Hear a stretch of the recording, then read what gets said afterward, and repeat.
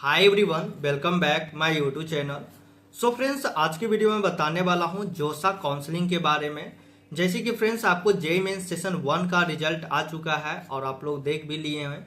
Second session का अप्रैल में आपका रिजल्ट आ जाएगा। उसके बाद आपका जोसा काउंसलिंग स्टार्ट होता है।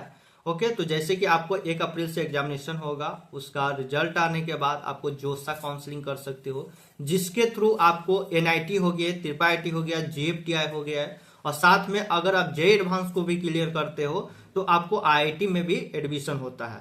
ओके, तो इसके अकॉर्डिंग भी, और जो स्टूडेंट जेईई मेंस में बस अपेयर हो गए हैं, जितना भी परसेंटाइल आता है उसका भी है कि स्टेट के इंजीनियरिंग कॉलेज में एडमिशन ले सकता है। अगर आप बिहार के हो तो आपको यूजीएससी काउंसलिंग होता है।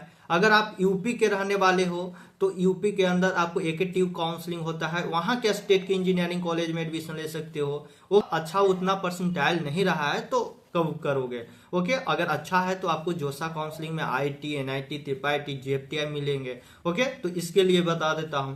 उसी तरह से आप झारखंड के हो, आप मध्य प्रदेश के हो, दिल्ली के रहने वाले हो, वहां के स्टेट के इंजीनियरिंग कॉलेज में आपका कम भी परसेंटाइल रहता है तो वहां पर अच्छे कॉलेज में, अच्छे ब्रांच में आपको हो जाता है। अब पहले तो मैं बता देता हूं जोसा, उसके बाद अदर स्टेट के लिए भी बनाऊंगा सेपरेट वीडियो, तो आपको सारा चीज पता चलते रहेगा। तो कंप्लीट लास्ट तक वीडियो देखना और आप लोग मेरे ग्रुप में ज्वाइन रहना, ताकि आपको हर अपडेट आपको मिलता रहे, कहीं पर मिस ना हो जाए। क्योंकि इतना आप मेहनत करते हो, कहीं पर आपको फिर सीट के रिगार्डिंग कुछ रह जाता है तो फिर प्रॉब्लम होता है। ओके, तो सबसे पहले है जोसा काउंसलिंग के लिए मैं बताता हूँ, ये ज्वाइंट सीट एलोकेशन अथॉरिटी होता है, जो कि आपको सीट को आपको एलोकेट करता है। तो फ्रेंड्स, सबसे पहले आपको अगर एलिजिबल हो जाते हो, अब मान लेते हैं कि बहुत से स्टूडेंट होंगे जो जेईई मेंस के एग्जामिनेशन में बैठे हैं। अब मान लेते हैं जिनका कटअप क्लियर हो या ना हो, दोनों स्टूडेंट जो है जोसा के काउंसलिंग कर सकते हैं। ऐसा नहीं कि कटअप जो क्लियर किए हैं उन्हीं को होगा। वो बात की बात आ जाता है कि आपको कट ऑफ क्लियर है, फिर भी अगर अच्छा रैंक है तभी एनआईटी में आपको वहां पर एडमिशन होगा। अगर नहीं रहता है तो आप फिर बहुत सा ऑप्शन होता है, सी सेवरॉन में आप जाते हो, या अदर आपको स्टेट के इंजीनियरिंग कॉलेज में एडमिशन होता है। तो जोसा आपको जो है, पहले तो ये समझ जाओ कि आप बस एलिजिबल हो, कि आप जेईई मेंस का एग्जामिनेशन दिए हो तो आप जोसा काउंसलिंग कर सकते हो। जोसा काउंसलिंग करने के बाद आपको जोसा काउंसलिंग कब होगा ये भी मैं बता देता हूं। जोसा काउंसलिंग जेईई एडवांस के रिजल्ट आने के बाद लगभग 2 जून को आपको आ जाएगा जेईई एडवांस का रिजल्ट। उसके बाद 3 जून से आपको जोसा काउंसलिंग स्टार्ट हो जाता है। जोसा काउंसलिंग लास्ट 6-7 राउंड तक आपको चलता है। उसमें ही आपको सीट एलोकेट किया जाता है कि आपके रैंक के हिसाब से आपको कौन से कॉलेज में आप, उसमें आपको ऑर्डर चूज करना होता है कि आपको कौन कौन से आपके रैंक है। मान लेते हैं 3 लाख 4 लाख, या तो आपको 10,000 20,000, तो उस तरह से आप कॉलेज के लिस्ट में आपको बताऊंगा आगे। जब आपका सेकेंड सेशन का रिजल्ट आ जाता है तो मैं बताऊंगा कि किस तरह से आपको कौन कौन से कॉलेज है, कैसे प्रेफरेंस डालना है। ओके, और साथ में जो मेरे पेड ग्रुप में ज्वाइन करोगे तो उस टाइम मैं आपको लॉन्च करूंगा जोसा के लिए, तो आपको कोई प्रॉब्लम नहीं होगा।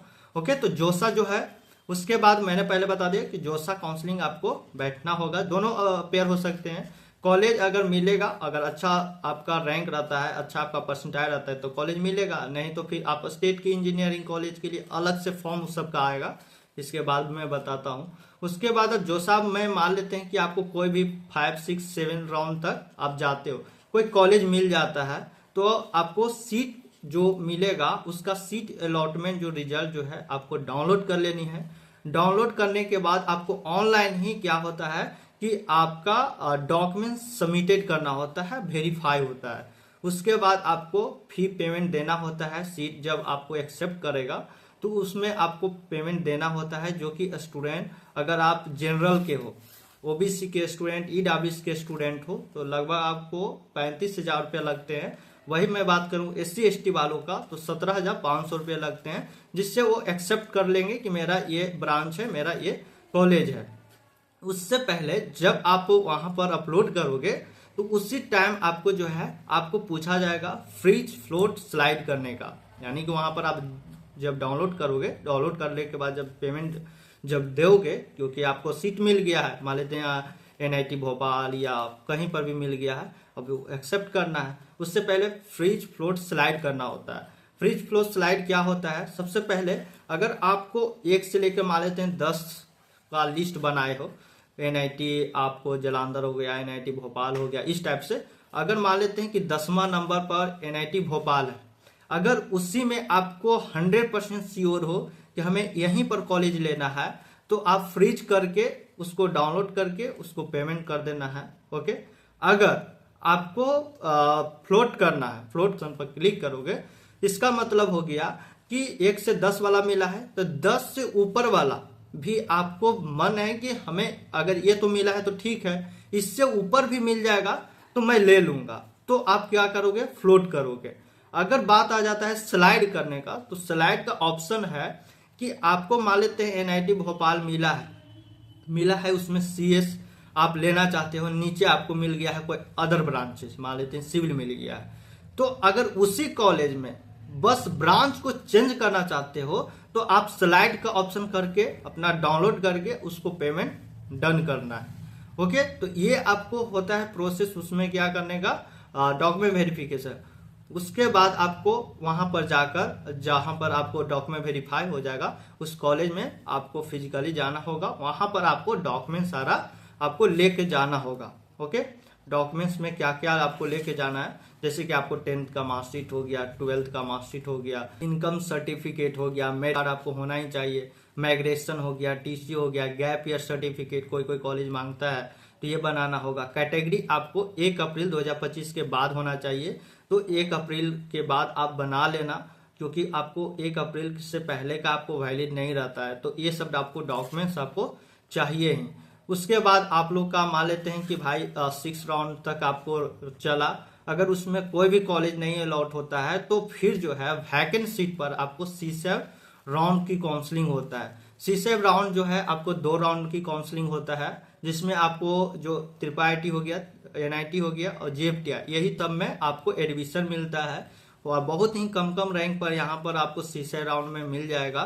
तो आप वेट करना, उस टाइम भी मैं प्रॉपर गाइड करूंगा। अभी बस इतना ही है कि चैनल को सब्सक्राइब रखना, क्योंकि आपको कोई भी अपडेट छूटे ना, और बहुत ही लगभग 3 लाख 4 लाख भी आपका रैंक आता है तो आपको मिल जाएगा। तो ये मैंने कंप्लीट आपको बता दिया कि आपको जोसा काउंसलिंग किस तरह से होता है। उस टाइम जब रिजल्ट आएगा तो उस पर और सेपरेट और भी वीडियो बना दूंगा, जिसमें आपको स्लाइड से भी दिखा दूंगा कि किस किस तरह से आपको करना है। मान लेते हैं कि बहुत बच्चा होंगे जिसको सीट मिल गया है और फी जो एक्सेप्टेंस फी होता है वो नहीं जमा करता है तो उसका रिजेक्ट भी हो जाएगा।